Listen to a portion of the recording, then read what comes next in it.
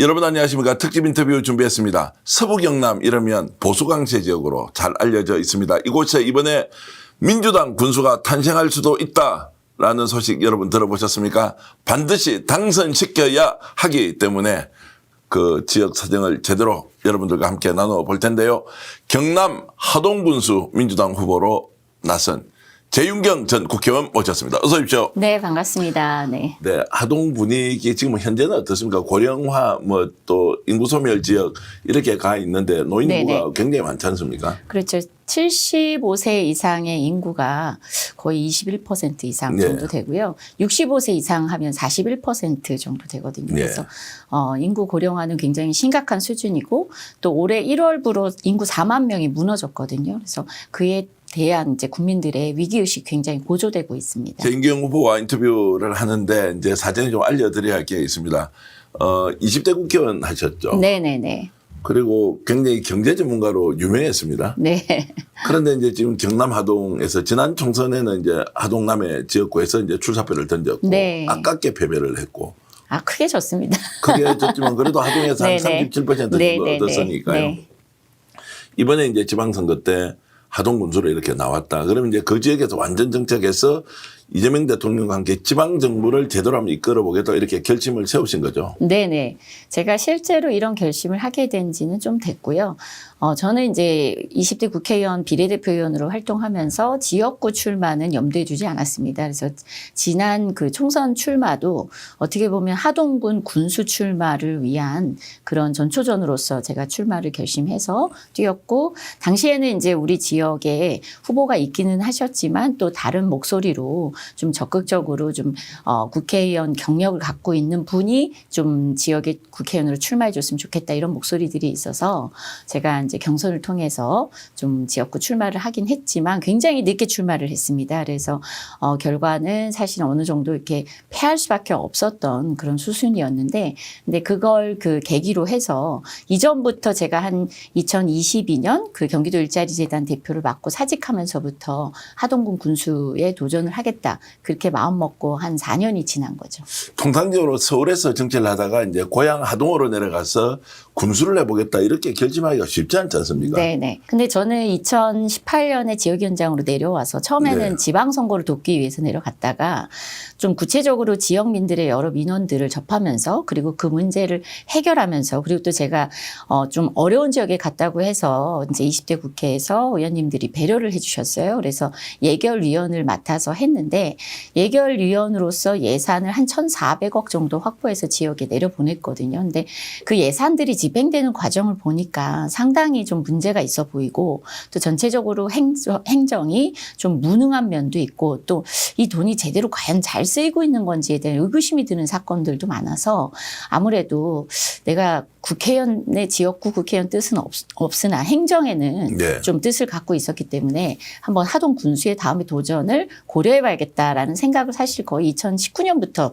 조금씩 이렇게 막연하게 했었습니다. 그러다가 2022년에 제가 이제 경기도 일자리 재단 대표 거의 끝나고 나서는 좀 구체적으로 도전해보자 해서 지역에 다시 내려와서 지역위원장 맡으면서 하동 군수 출마 준비를 꾸준히 했습니다. 지금은 이제 군수 후보로 제가 만나고 있지만 이제 그 이재명 대통령하고도 또 특별한 인연이 있지 않습니까? 네네네. 주빌리 연행이라고 정말로 장기 일종의 뭐라고 해야 됩니까? 이제 갚을 수 없는 사람한테 네. 억지로 국가가 매겨놓은 것을 오히려 이 채권을 다 소각하는 운동을 하면서 네네. 정말로 어렵고 힘든 이제 서민들 생계를 이어가고 있는 사람들을 위해서 정말로 이제 천사 같은 일을 하셨다고 이렇게 평가를 많이 하고 있던데. 네.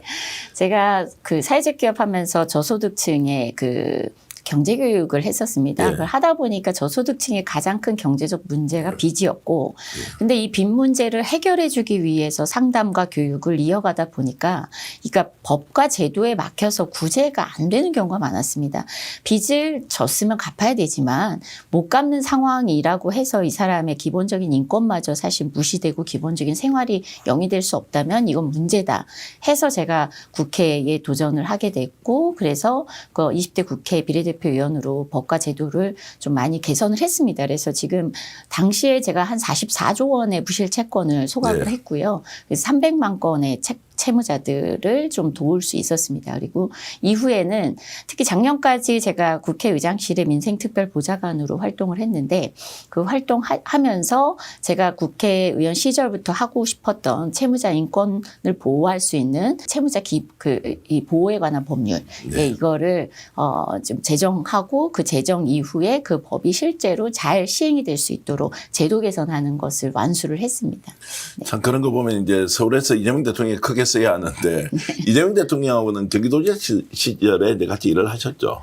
그러니까 성남시장 시절부터 예. 제가 그때 주빌리은행이라고 해서 오래된 채권이 갚지 못하는 상황인데 이게 제3의 시장에서 그러니까 대부업체들이 네. 이렇게 거래를 하고 있었습니다. 그래서 이제 마구잡이로 거래하면서 연체이자까지 뭐 20년, 30년 뭐 길게는 사망하신 분의 채권마저도 거래하면서 상속시켜서 그 채권 추심하는 예. 행위들이 너무 잔인하게 벌어지고 있어서 이와 관련해서 우리가 시민들의 돈을 모금해서 채권을 사고 그 산 뒤에 우리는 추심하지 말고 소각시키자 하는 운동이 바로 이게 주빌리 운동이었거든요. 그래서 그 주빌리 은행을 만들어서 제가 당시 이재명 그 성남시장님을 주빌리 은행장으로 모시고 함께 일을 했었습니다. 네. 이후에 경기도 일자리 재단 대표를 맡으면서 도지사 시절에 함께 일을 한 경험이 있습니다. 이재명 대통령이 저 정도 일 잘할 줄 원래 알고 계셨죠? 뭐 워낙에 성남시장 시절부터 일을 네. 잘하셔가지고 새로운 정책을 과감하게 추진을 하고 또 현실에 맞는 그러니까 효능감 높은 정책 추진으로는 사실 아마 그 당시 다른 정치인들과는 굉장히 그 탁월한 면이 있으셨던 것으로 기억합니다. 이재명 대통령이 저렇게 이제 국정 운영 전반을 저렇게 탁월하게 잘 하니까 정치 판도가 완전히 바뀌는 네, 것 같아요. 맞습니다. 보수진보의 문제가 아니라 네네. 대통령이 또는 이제 국정 운영의 책임자가 어떤 방식으로 국민을 대하고 정책을 펼쳐야 하는지 이걸 일종의 교과서처럼 보여주고 있는 것 같아요. 네. 그 현장에서 직접 소통도 많이 하시고 그리고 이제 관료들을 통해서 행정가들을 통해서 제시된 정책들을 현장에서 들은 목소리랑 결합시키는 능력이 정말 탁월하다고 생각하고요.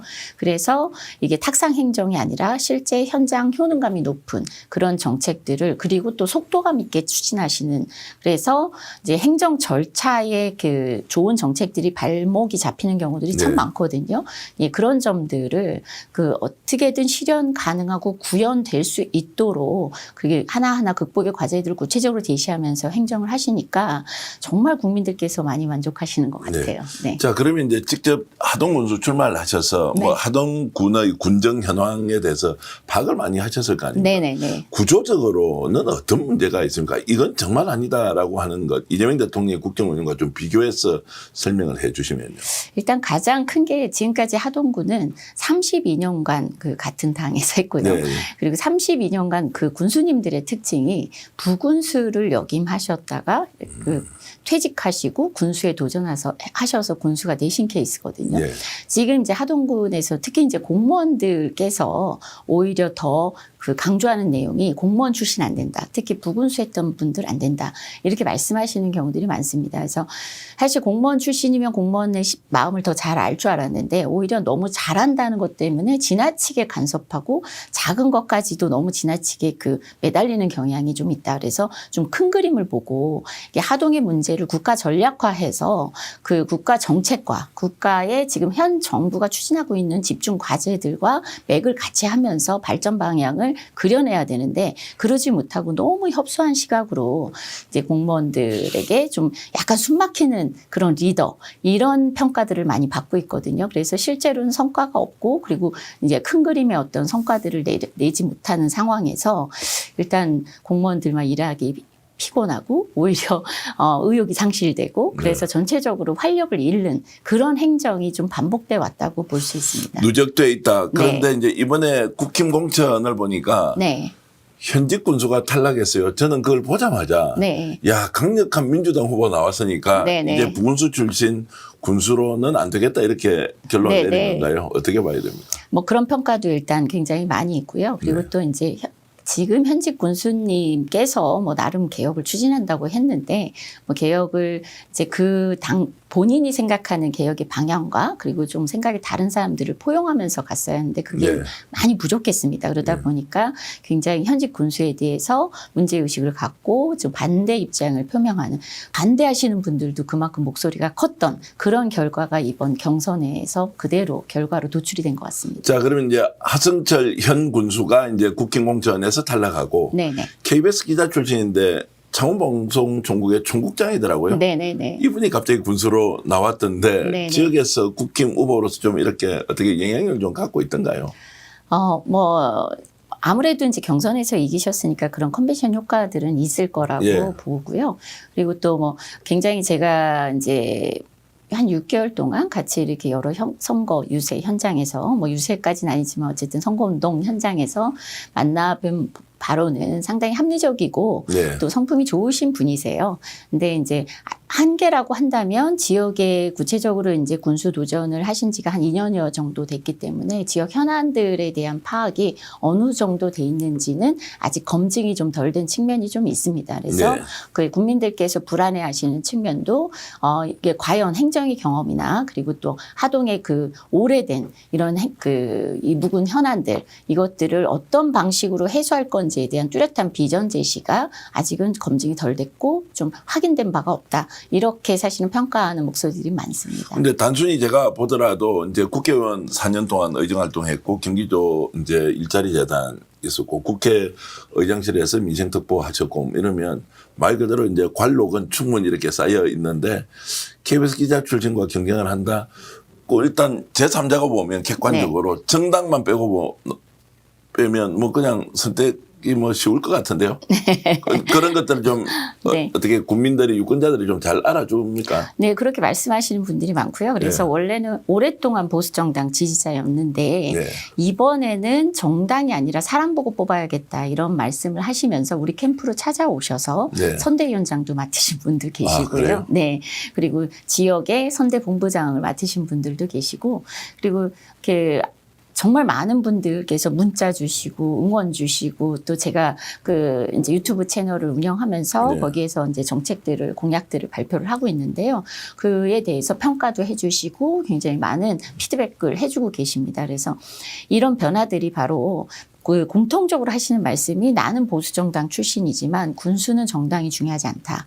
그리고 얼마나 이 지역 문제를 제대로 특히 중앙정치와 연결해서 잘 풀어낼 수 있느냐. 지금까지의 그 하동군의 행정이 바로 중앙정치하고의 그 구체적인 그리고 아주 적극적인 네트워크가 부재한 가운데 이 하동의 발전이 굉장히 정체돼 왔는데 이제는 다른 선택을 해야겠다 이런 말씀들 많이 하십니다.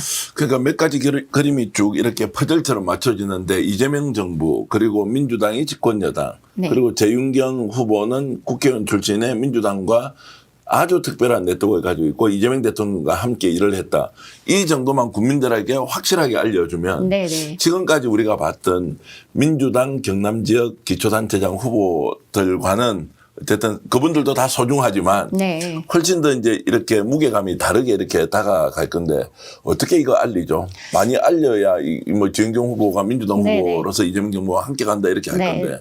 그러니까 뭐 전직 국회의원 출신이라고 해서 다들 무게감 있게 평가하지는 않죠. 네. 근데 제가 출판 기념회 때 우리 우원식 국회의장님께서 오셨어요. 예. 그냥 잠깐 다녀가신 것도 아니고요. 좀 일찍 오셔서 점심도 마을에서 같이 하시고 예. 그리고 한 2시간 정도를 오시는 손님들과 같이 촬영도 하시고 그리고 또 지지 발언도 좀 물론 출판 기념회니까 책에 대한 평가였지만 예, 예. 재윤경이 어떤 사람인지 얼마나 유능한 사람인지 사실은 지역에 보내기 싫었다. 예, 예. 이런 말씀도 해주시고 그래서 일단 그게 크게 회자가 됐고요. 또 사실 정청래 당대표님께서도 네. 또 일찌감치 이제 우리 진교시장에 다녀가시면서 지역 주민들을 구체적으로 이제 만나면서 이제 후보의 강점에 대해서 많은 말씀을 해주셨고 그러니까 사실 하동 지역에서는 특히 이제 상대당 쪽에서는 그렇게 중량감 있는 인사들이 지역 선거 혹은 뭐 평상시에도 이렇게 지역을 찾거나 하진 않았거든요. 이제 그런 측면이 국민들께서 전직 국회의원 출신이 아니라 실제로 그런 현재의 당과 그리고 정부, 심지어 청와대까지 함께 네트워크로 영향력을 가질 수 있는 그런 후보구나라는 걸 어느 정도는 체감하고 계신 것 같습니다. 네. 경남도지사 후보도 김경수 네네네. 전 지사인데 진주 사람이잖아요. 네네, 맞습니다. 그 바로 옆에 이제 네. 뭐 사천 하동 이렇게 네. 붙어 있고. 네. 김경수 지사가 도지사 후보 된 것도 여러 가지 측면에 도움이 될 것 같고 직접 또 방문도 하고 이렇게 했다면서요. 네. 그 김경수 지사 후보님께서는 이제 3번 정도 다녀가셨거든요. 예, 예. 그래서 많이 다녀가신 편입니다. 제가 그 지방시대위원장 하실 때부터 제가 그 우리 지방 소멸 대응에 관한 토론회 초대해서 네. 그 연사로 또 함께 해주셨고요.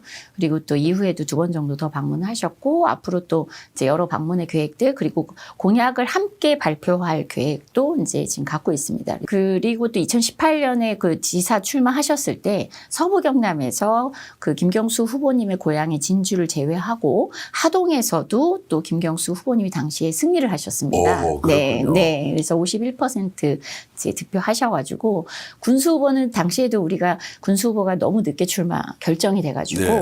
그래서 한 2달 정도밖에는 선거운동을 못했는데 48% 득표를 했고요. 네. 좀 아깝게 졌고 대신 김경수 후보님은 이제 오히려 51%로 이제 과반 이상의 득표를 했던 경험이 있습니다. 그래서 하동에 대해서 특별한 애정을 갖고 계시고요. 서부 경남이 전체적으로 어려움에도 불구하고 하동에서 조금 더 그 선전을 해서 크게 이겨준다면 김경수 후보님의 전체적인 판세에도 큰 도움이 되리라 기대하고 있습니다. 야, 그러면 이제 하동이 거의 전략 지역이 딱 되어 있는데 그렇죠. 경남에서 네. 서부 경남은 원래 보수 32년 네. 동안 한 번도 빨간당에서 바뀐 적이 없는데 이번에 이제 파란색 이렇게 자켓을 입고 오셨는데 어쨌든 이번에 이제 바뀔 분위기가 물어있고 있다. 네네네. 김경수 지사도 열심히 돕고 있고 네, 맞습니다. 민주당도 실제로 당선되면 네. 하동이 단순히 그 지역에서 돋보이는 정책을 많이 구현한다기보다 국가 발전 전략 차원에서 하동을 이제 어떻게 바꿔가야 할지 네네. 이런 계획을 사실 세우고 계신 거죠. 그러니까 예를 들면은 인근에 그 남해 바로 붙어 있거든요. 남해 지역은 민주당 군수가 집권을 하면서 예. 농어촌 기본소득 그 시범지구로 선정이 됐고요. 그리고 여수 남해 간 그 해저터널이 착공이 됐습니다. 사실 그 남해 여수 간 해저터널의 경우에도 경제성이 없다고 해서 예비 타당성에서 좋은 점 평가를 못 받았는데 당시에 그 김경수 도지사 후보 그리고 이제 그 장충남 군수님께서 적극적으로 이게 전략 과제로 승격시키면서 이거를 예타 면제를 받아서 네. 그 사업이 착공하는 데 성공을 할 수 있었거든요. 그에 비해서 이제 또 바로 옆에 붙어 있는 하동은 농어촌 기본소득을 그 군수님께서 신청도 안 했고 그리고 또 우리는 오래된 그 서름이 있습니다. 네. 그 목포에서 부산까지 가는 국도 2호선이 하동 구간만 2차로예요. 아, 그렇습니까? 네, 다 4차로인데. 예. 근데 이 도로는 사실은 그 산업도로 기능을 하거든요. 그러니까 하동 구간만 2차로이다 보니까 여기에 사실은 공사 차량이 진입하기 참 어렵습니다. 그러니까 가뜩이나 산단이 20년째 버려져 있는데 네. 이 차로의 문제, 국도 2호선의 문제까지도 하동 국민들의 서름을 자극하면서 도대체 옆 남해는 바다도 뚫는데 도로 확장도 못하는 이 하동구는 어떻게 된 거냐라는 것에 대한 문제의식이 이번에 좀 많이 이제 표출이 되고 있습니다. 그러면은 이제 국민의힘 국회의원들은 뭘 했습니까? 거기에 뭐 유명한 분도 뭐 네. 공관위원장 하셨던 분도 있고. 네, 그 여상규 의원님. 예. 그래서 그 의원님들이 같은 당 지지자들한테까지도 지금 굉장히 크게 이제 비판을 받고 예. 있죠. 그래서 일단은 이제 뭐 그 과정은 제가 세세하게 알 수는 없으나 네. 결국 도로의 문제라는 건 그런 거잖아요. 그러니까 경제성이 없다. 제가 얼마 전에 이 문제들을 들고 국토위원장 그 맹성규 위원장님을 찾아갔습니다. 예, 예. 그래서 이거는 해결해 줘야 된다. 이게 말이 되느냐. 사실은 이건 지역 차별이다. 네. 이렇게 말씀을 드렸더니 아니 뭐 기재부에서 뻔히 경제성 없기 때문에 그렇게 하지 않았겠냐. 위원장님 지역구라도 이렇게 하셨겠냐. 네. 경제성의 평가의 문제만 가지고 도로를 결정한다면 대한민국에 도로가 가능한 도로가 지금까지 몇 개나 있었겠느냐. 네. 사실은 이미 그냥 전체적인 논리적 맥락으로 놓고 봐도 이어지는 국도 2호선의 하동 구간만 이 2차로 이거는 안전의 문제도 대두될 수 있다. 네. 이런 얘기를 하면서 이거는 적극적으로 이제 우리 정부에서 검토해서 4차로 확장을 사실은 만들어줘야 된다. 한마디로 예비타당성 면제 사업으로 끌어올려야 되는 겁니다. 네, 예. 그래서 이 악순환이거든요. 좁으니까 차가 안 다녀요. 안 다니니까 경제성이 없다고 안 해줘요. 그러니까 이게 계속 악순환이죠. 이걸 극복하는 건 결국 전략적 그 선택, 네. 전략적 선택을 할 수 있도록 하는 사실은 이제 국회를 설득하고 정부를 설득할 수 있는 그 힘이 바로 지금 하동의 리더십에 가장 중요하고 필요한 리더십이다라는 자, 그러면 지금까지 이제 유권자들, 국민들은 이 문제에 대해서 우리 지역이 역차별 받고 있다 이러면 가만히 있지 않아야 될 거 아닙니까? 네네네. 따지고 묻고 왜 안 네네. 따느냐고 네. 이렇게 그렇게 하지 않았습니까? 그러니까 사실은 불만들이 많으신데 네. 워낙에 한 당이 이렇게 그 이제 리더를 독점하다 예. 보면은 어떤 병폐가 생기냐면요. 특히 이제 민주당 같은 경우는 이게 경선에서라도 이게 좀 민주적 절차에 의해서 평가를 받잖아요. 네. 잘못했을 경우 우리가 원하는 문제를 해소하지 못할 경우에는 좀 냉정하게 평가를 받는데 회초리도 맞고 야당도 맞죠. 근데 이게 국힘은 잘 아시겠지만은 이렇게 그 우리 같은 그런 경선 과정보다는 좀 전략적 판단에 의해서 그 공천이 되는 경우들이 좀 많잖아요. 그러다 보니까 사실 유권자보다는 이제 그 공천권을 갖고 있는 힘에 기대는 경우들이 좀 예, 많죠. 그리고 이제 당선되고 나서는 그래서 유권자의 눈치를 보기보다는 좀 유권자를 대할 때 약간은 좀 권위주의적 그런 네. 그 행정을 하는 경우들이 좀 많습니다. 그러다 보니까 우리 이제 국민들께서는 눈치를 볼 수밖에 없어요. 굉장히 네. 차분하게 말씀하시는데 네. 아니, 결국 뭐 국민들이 후보 뽑는 게 아니고 위에서 네. 낙하산으로 그냥 짝대기 꽂으면 되니까 네네. 국민들 무시하고 정치해 왔다 뭐 이런 거지 않습니까? 그렇죠. 줄 세우기가 만연하고요. 그리고 뭔가 이렇게 비판의 목소리를 내면 행정적 보복을 좀 두려워하는 그런 일들이 반복돼 왔습니다. 그러니까 이제 네. 유권자들은 뭐 꼼짝달싹 못하고 소리를 그냥 못 내는 거죠. 소리를 내는 순간 보복당한다라고 이렇게 네. 위협감을 느끼니까 그리고 제대로 이제 민주당 지지자들조차도 저한테 예. 몰래 와서 저 사실은 민주당 지지자예요. 근데 겉으로는 뭐 밝힐 수 없다. 이렇게 늘 말씀하시고. 결국 군수를 중심으로 이제 기득권 카르텔이 네. 실제로 굉장히 이제 강하다. 나쁘게 네, 네. 얘기하면 그것 때문에 지역을 망치고 있다. 이렇게 볼 수 있는 거지 않습니까? 저는 그게 가장 큰 원인이라고 생각합니다. 네. 실제로 부정부패도 만연하다고 이렇게 느낌으로 오지 않습니까? 어떻습니까? 사실은 이제 그 산단이 지금 그 공사가 중단되고 14년째 멈춰져 있는 대송산단이라는 곳이죠. 갈사산단. 갈산산단. 예, 예. 거기가 이제 2014년에 예. 공사가 중단돼서 지금까지 멈춰 있는데 예.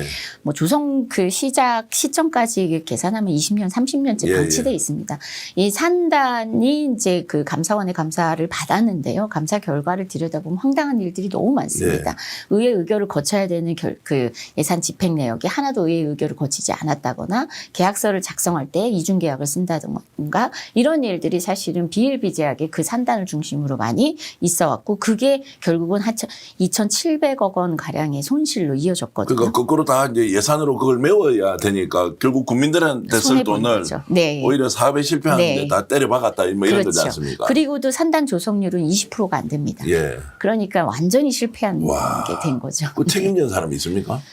거의 없죠. 이번에 네. 이제 그 출판 기념회 때도 책을 보니까 정말로 피해 본 사람만 남아 있고 네. 책임질 놈은 다 도망가고 없다. 네. 뭐 이제 이렇게 저는 이제 네, 느꼈습니다. 네. 뭐 네, 표현은 네. 그렇게 하지 않았지만 네.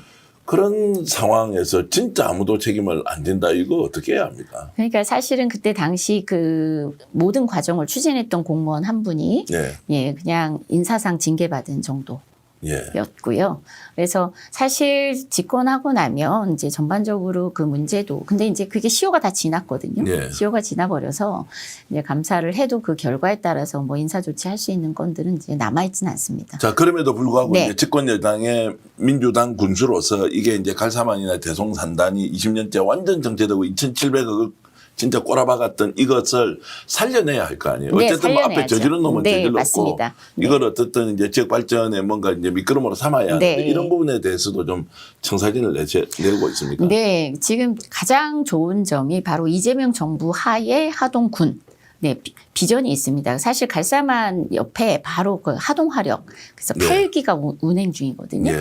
한마디로 에너지 생산의 아주 중심지라고 예. 볼 수 있습니다. 물론 이제 화력 발전소는 단계적으로 폐쇄하게 될 건데요. 근데 이제 이 폐쇄하는 과정에서 정의로운 전환이라고 해서 대체 발전소들을 또 유치할 기회를 갖게 됩니다. 그래서 벌써 2, 3호기는 저희가 이제 LNG 그 대체 발전소 유치를 했고요. 그게 네. 1조 3천억짜리 예, 발전소입니다. 그래서 그리고 이제 7, 8호기가 같은 경우도 앞으로 향후에 이제 수소 발전 형태로 저희가 사실은 유치 계획을 갖고 있고요. 그러니까 이런 에너지 생산의 기지가 있고 그리고 그 옆에 갈사마는 조성률이 20%밖에 안 되지만 사실 한 80만 평 정도 규모가 됩니다. 그리고 바로 20분 거리 내에 포스코 광양이 있습니다. 네. 광양 포스코가 있습니다. 예, 예. 그래서 저는 여기에 그 전기 생산, 에너지를 생산할 수 있는 집적 단지로 좀 탈바꿈 시켜보자. 그래서 하동 화력 부지에서 그 생산하는 재생에너지 그리고 발사만의 넓은 부지에서 생산하는 재생에너지 이거를 그 광양 포스코하고도 좀 직접 계약을 맺는 그게 가능하잖아요. 지금 정부가 네, 예. 적극적으로 PPA 방식의 그 전력의 생산과 그 이제 소비 이런 구조들을 그 만들어주고 있기 때문에 그렇게 좀 계획을 짜고 있고요. 그리고 거기서 발생하는 재생에너지의 수익은 국민들과 나누는 그래서 햇빛연금의 그런 모델을 좀 추진을 하고 있습니다. 실제 신안과 같은 햇빛 모델 네네. 를 한번 만들어 보겠다. 네. 그리고 또 그 옆에 또 배우산단의 대송산단은 예. 여기서 생산된 그 전기 재생에너지를 가지고 예. 또 거기에 그 전기 그 열을 급속 냉각시키는 기업이 하나 입주해 있거든요. 네, 예. 그래서 데이터 센터를 유치해서 생산된 전기를 저렴하게 구입하고 심지어 전력 소모를 80%까지 세이브 시켜주는 냉각 기술을 활용해서 데이터 센터들이 입주하기 좋은 그런 여건을 갖고 있습니다. 그래서 그런 계획들을 지금 향후 그 갖고 추진을 하고 있습니다. 지금 경남 하동군수와 지금 인터뷰를 하고 있는데 대도시 백만 대도시 네. 용인 화성 네, 뭐 네. 수원 뭐 고양 뭐 이런 데 출마한 단체장하고 인터뷰한다는 느낌인데 이제 그런 정도의 계획을 네. 수립하고 있는데 실제 네, 네. 실현 가능성에 대해서는 사람들이 좀 의문점을 갖지는 않습니까? 잘 할 수 있습니까? 그 실현 가능성은 이미 그 이제 국회 상임위 우리 김정호 위원장님께서 기후에너지 그 환경노동위원회 상임위원장이시고 경남김해 지역구를 두고 네, 있는 네, 이제 네. 김종호 네. 의원. 예. 그래서 진작부터 김정호 위원장님하고 예. 같이 이와 관련돼서 필요한 일들을 추진해 왔고요. 예. 하동화력 2, 3호기 같은 경우 대체발전소 같은 경우에도 원래는 남부발전이 경기도로 대체발전 그 부지를 검토를 하고 있었습니다.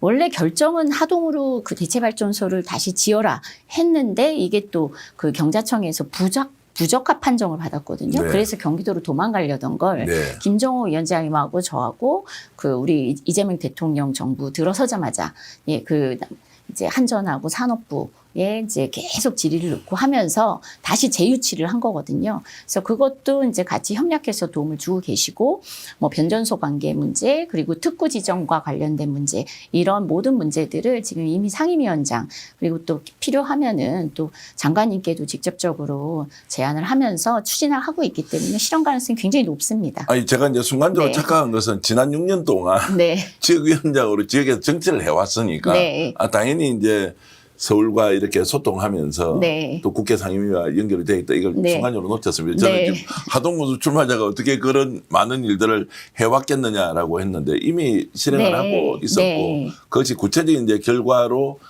나오는 것은 결국 군수가 되면 매우 네, 네. 이제 빠른 속도로 그렇죠. 네. 정말로 이제 주민들에게 에너지 연금 같은 네, 걸 나눌 네. 수 있는 기반을 만들겠다. 네, 그렇습니다. 와 이런 이야기 하면 동네 어르신들 엄청 좋아할 것 같아요. 당장 뭐 한 달에 뭐 5만 원, 10만 원만 챙기더라도 이게 어마어마한 돈이지 않습니까? 그렇죠. 지금 농어촌 기본소득도 제가 이제 여당에 그 우리 한병도 그 원내대표께 제안을 해서요. 예.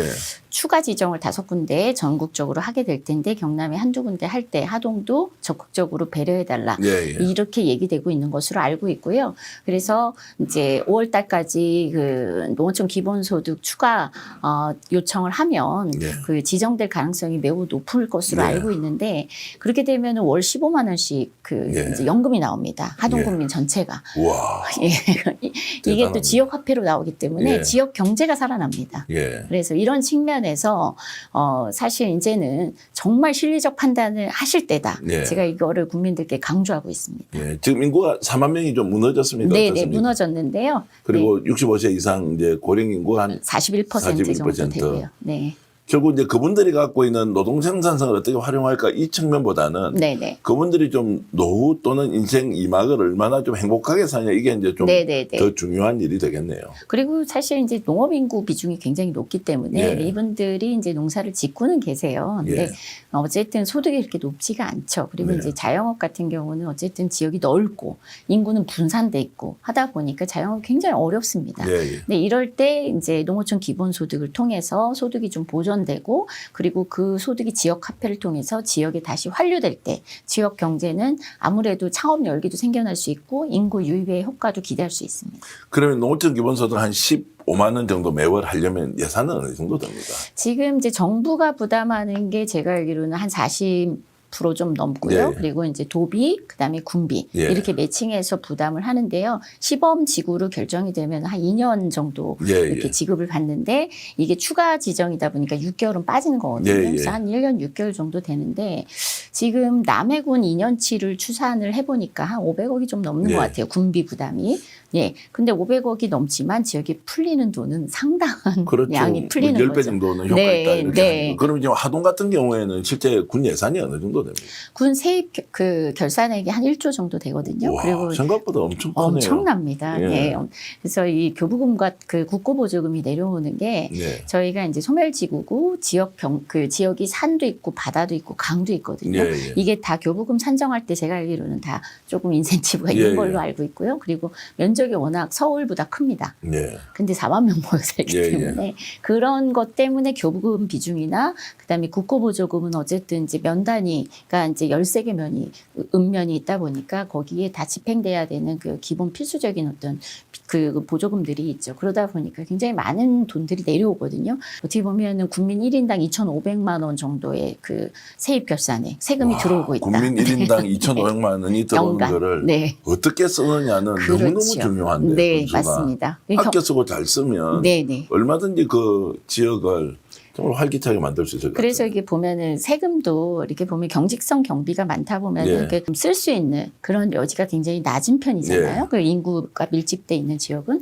하동 같은 경우는 그렇지 않습니다. 그 세금을 실제로 조금 더 자율적으로 쓸 수 있는 그런 여지가 굉장히 비율이 높은 편입니다. 예.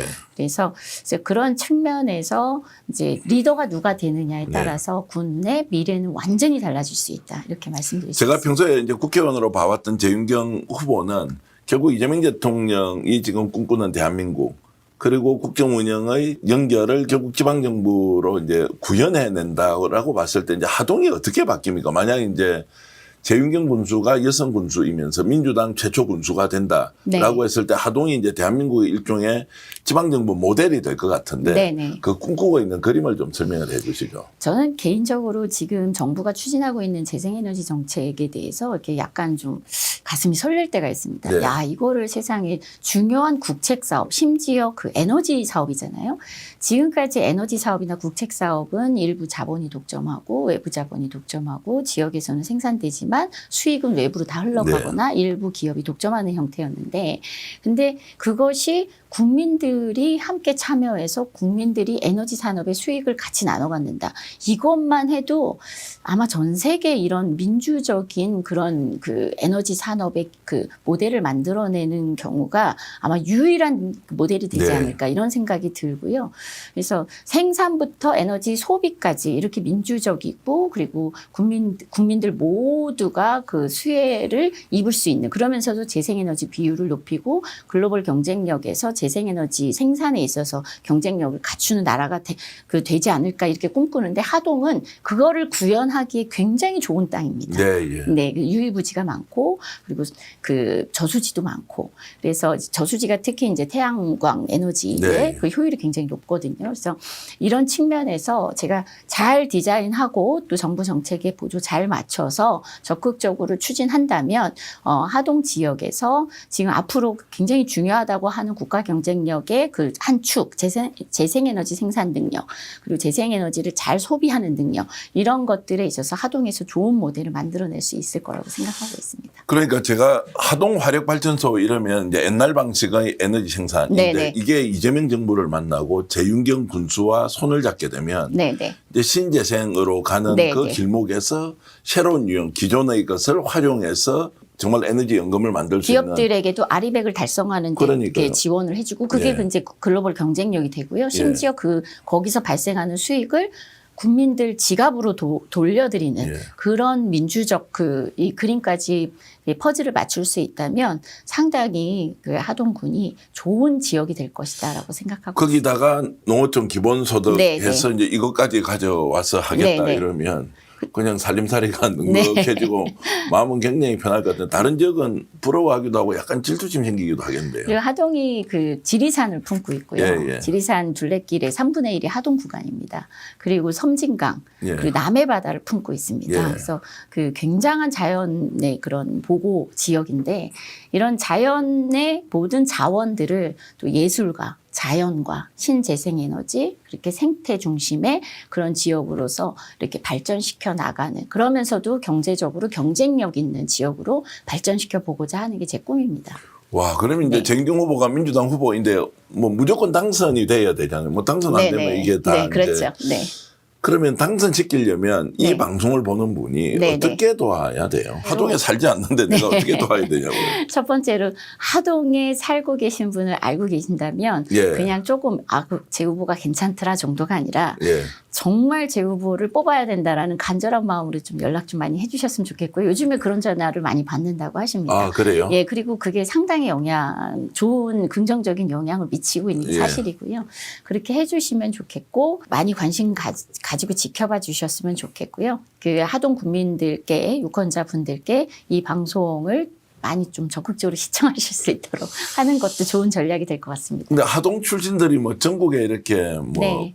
엄청 잘 살고 있고 열심히 살고 있고 또 대한민국 이재명 정부 이재명 대통령을 응원하고 격려하는 분도 많을 거 아닙니까? 많죠. 그리고 우리 문영배 그 헌법재판관님 예, 예. 하동 출신. 네, 북천면 출신이시고요. 하동 북천면 네. 출신이시고요. 그리고 KDI 원장 하셨던 우리 최정표 그 원장님도 또 예. 하동 출신이신데 얼마 전에 전화 오셔갖고 어. 네 정말 적극적으로 돕겠다 막 그러시면서 제 친구도 하동 출신이 제법 있는데 하동, 네. 진교, 악양 뭐 이런데 네. 제 친구들이 있는데 네. 저도 열심히 네. 전화를 해보는데 무엇보다도 전국에서 이 방송을 보시는 네. 하동 출신 친정이든 아니면은 뭐 시가든 아니면 자기 이제 고향이든 이런 분들이 지금 주소지가 하동에 있지 않더라도 꼭 전화를 해서 재윤경 후보가 당선되도록 여러분들이 좀 힘을 모아주면 네. 하동에서 새로운 역사가 만들어진다. 네. 대한민국 지방정부 소멸 지역의 새로운 모델 이재명 정부와 함께 만든다. 이렇게 생각만 해도 가슴이 벌렁벌렁한데요. 네네네. 많은 분들이 전화해 주면 좋겠습니다. 네 그런 꿈을 꾸고 있습니다. 예. 네. 지금 이제 어쨌든 이 방송을 이제 보시는 분들한테 네. 재윤경 후보가 가지고 있는 그리고 군수로서 정말로 이런 것들을 꼭 펼치고 싶다라는 말씀도 한번 해 주시죠. 이번에 어쩌다 보니까 여러 가지를 도전을 하게 됐습니다. 그래서 험지 도전이고 또 이 험지에서 특히 여성에 대한 인식은 상당히 좀 야박한 편인데요. 그래서 여성의 유리천장도 깨야 되고 그리고 또 이 험지에서의 이제 민주당 도전의 승리를 만들어내야 되는데 또 하다 보니까 어떻게 우리 그 지역의 군의원, 기초의원 후보의 75%가 여성으로 공천이 됐습니다. 네. 그래서 이번에 이제 그분들은 저보다 당선 가능성이 더 높습니다. 네, 예. 그래서 원래 당선돼 오던 지역에서도 여성이 공천이 됐고요. 그래서 이번에 제가 하동 군수로 승리를 하게 된다면 민주당 깃발과 함께 또 여성 군수 그리고 또 기초의원의 또 상당히 높은 비율의 여성 의원들을 배출해서 좋은 정치 한번 만들어보고 또 좀 전에 말씀드린 바와 같이 생태 그리고 환경 그리고 예술이 꿈꾸는 그런 우리 하동의 변화된 모습 그 발전된 모습을 많은 국민들께서 함께 즐기실 수 있을 거라고 생각합니다. 야, 하동 국민 여러분 좋겠습니다. 여러분 살림살이가 좋아지는 것뿐만 아니라 대한민국에서 최고의 엘리트가 하동을 이제 대표하겠다고 하니 함께 손잡고 가시면 좋겠고 전국에서 이 방송 보시는 분들 재윤경 후보 많이 응원 지지해 주시고 전화 놓치지 말고 꼭 해 주시면 고맙겠습니다. 오늘 특집 인터뷰 더불어민주당 하동군수 후보로 출마하신 재윤경 후보와 함께 얘기 나눴습니다. 인사드리면서 오늘 방송 모두 마치겠습니다. 여러분 고맙습니다. 네, 고맙습니다.